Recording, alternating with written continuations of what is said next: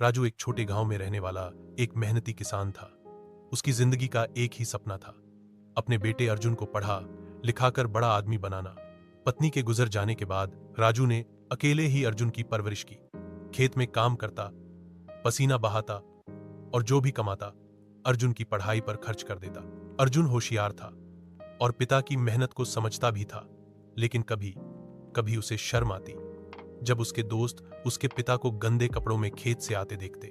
एक दिन उसने गुस्से में कहा, पापा, आप हमेशा गंदे कपड़ों में क्यों रहते हैं? लोग हंसते हैं। राजू को चोट तो पहुंची, लेकिन उसने कुछ नहीं कहा, बस मुस्कुराकर बोला, बेटा, एक दिन तू इतना बड़ा आदमी बनेगा कि लोग तुझसे नहीं, तुझसे मिलने आएंगे और तब तेरा बाप फख्र से तेरे सामने खड़ा होगा। वक्त बीतता गया। अर्जुन ने मेहनत की, शहर में पढ़ाई की और एक बड़ा अफसर बन गया, लेकिन व्यस्तता में वह पिता से दूर होता गया। कभी कभी फोन करता, पैसे भेजता, लेकिन मिलने नहीं आता। एक दिन अर्जुन को गांव से खबर मिली उसके पिता बीमार हैं। वह सब काम छोड़कर गांव पहुंचा। राजू खाट पर पड़ा था, लेकिन चेहरा शांत था। अर्जुन की आंखों में आंसू थे। पापा, माफ करिए, मैं आपसे दूर हो गया। राजू ने कांपते हाथों से बेटे का हाथ थामा और मुस्कुराकर बोला, तू मेरा सपना था बेटा, और तूने उसे साकार किया।